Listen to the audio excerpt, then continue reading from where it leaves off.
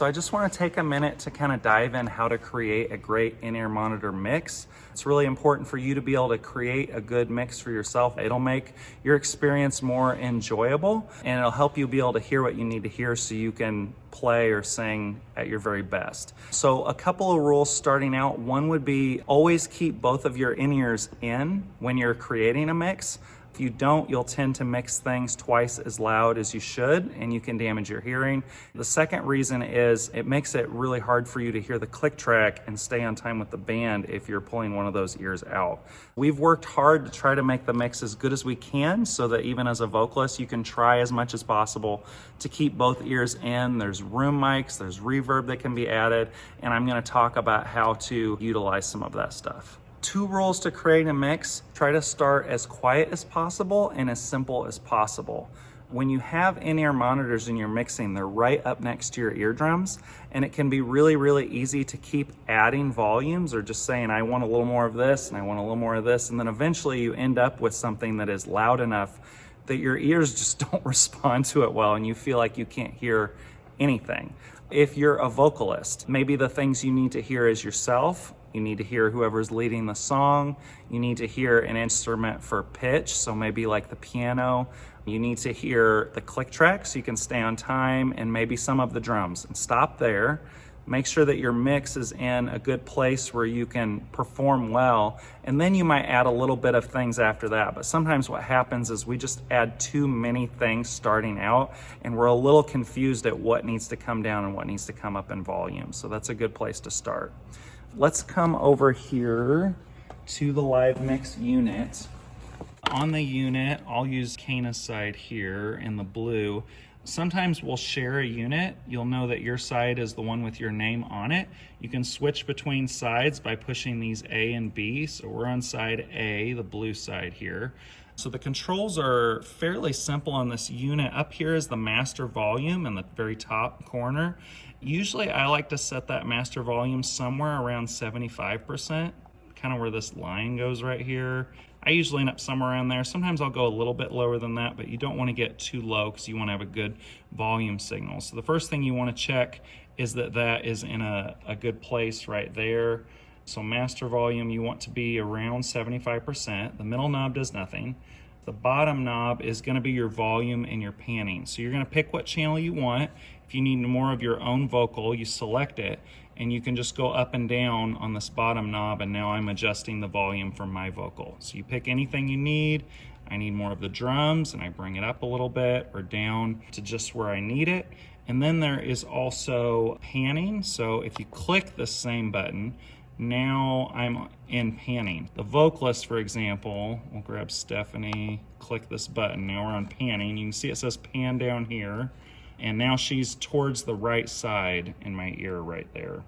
Let me just walk through a little bit of what the channels are and explain what they are on the unit. So you've got 1 through 12 and then 13 through 24. That's all of the channels. You can go back and forth between those. We've got the drums right here, bass, front of house and the click track. The front of house is if the sound guy needs to talk to us in our ears.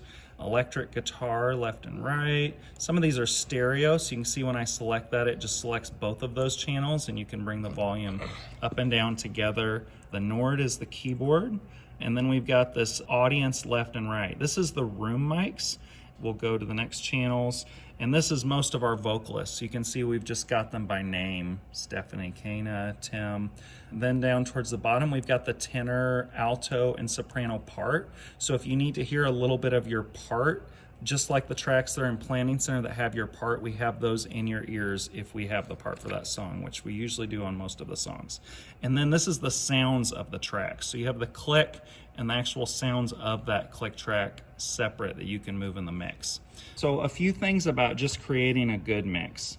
If you're wanting to create a good mix in your ear, the first place I would start is by using subtractive mixing. I was talking about that just a little bit earlier, but don't always be thinking about what you need more of, but try to think as much as possible in terms of what could I use less of. So if the bass guitar sounds good in my ears, but I would be just fine if it was a little lower, I would still be able to hear it, try bringing it down. Maybe the drums are that way too. Bring it down just a pinch, and you'll be really shocked at how much better you are able to hear your mix just by bringing a few things down, it pulls them out of the way of what you're trying to hear, instead of just always bringing things up and getting to a place where your mix gets too loud. Second thing is the panning is really huge, especially with the vocals. So the purpose of panning is to give everything its own sonic space. Our ears are incredibly good at just recognizing that an item is more towards the left or more towards the right. With the vocalist, I always come in and check the panning, and I'll put myself like right in the middle. I tend to want to put myself in the middle. And the person that's to the left of me, I'll put them a little bit to the left. The other person, I'll put them even further to the left. If you just put everybody in a different spot, your ears will be way better at picking out where they're located at, and you won't feel like you need to turn them up nearly as loud in order to hear them. So it's a huge part of getting a good mix. One thing about just how the vocals are set up, the panning when you come in, our team actually every week, they pan the vocals from left to right, kind of how you would want them, but they send that same channel to all of us. And so if you want to pan yourself to the middle, which I really recommend that you do, it sounds way more natural to be hearing yourself, not from way over on one side, but in the center. Go to the panning, grab yourself, and make sure that you're centered right on that. You can see it, there's a line in the middle that you can line up with. You can see I'm going past it, gray on one side, gray on the other side. There's right in the middle right there. So I highly recommend putting that in the center, and then it'll feel just the way that you're standing on stage. It'll sound like there's somebody to the right of me and there's somebody to the left of me. The purpose is that you can hear each person more distinctly and also hear yourself more distinctly and not feel like you're just drowning into the mix. The drums are already kind of panned for us. You can see that they're hard panned all the way left and right. The bass, I don't usually pan. Electric guitar, if it was in one channel, I would pan it. But anything that's in stereo, you usually don't need to pan. It's already kind of taken care of for you. So in this, there's really not much to pan. There's two acoustic guitars, so you could pan one of those to the right and one to the left, and that would make those a little easier to distinguish. So panning is super, super helpful to hearing better. The room mics are really, really, really helpful for getting a fuller sound out of the mix.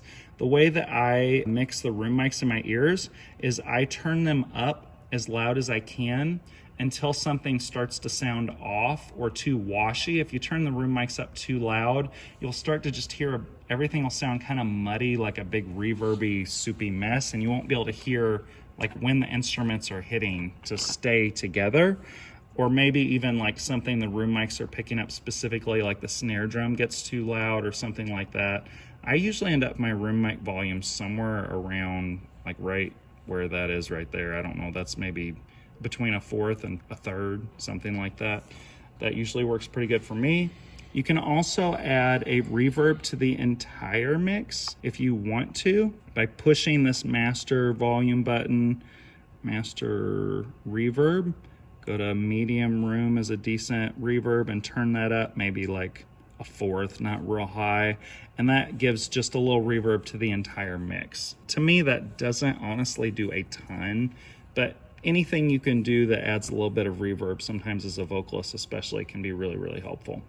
The last thing I want to show you is how to save your mix. If you need to save your mix, and you do that by just going to Mix Tools in the bottom right, load Save at the bottom, and then you just pick one of these that's open. You can see this one's empty, or honestly, you can save over most any of these because we don't usually save our mixes every single week. The only reason we have to save a mix is typically if somebody's gonna come in the room after us and be using the room, then you wanna make sure that your mix is saved until next week. So that is all the instruction I have for that. I hope that information is really helpful and just helps you be able to create a great mix in your in-ears. Again, when you're here at rehearsals, we're here to serve you, and me or most any of the tech guys at the back would love to help you more.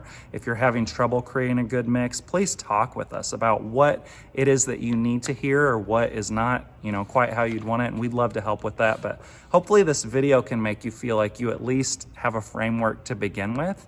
Feel free to ask these same questions or more questions when you're here also. So hope this helps.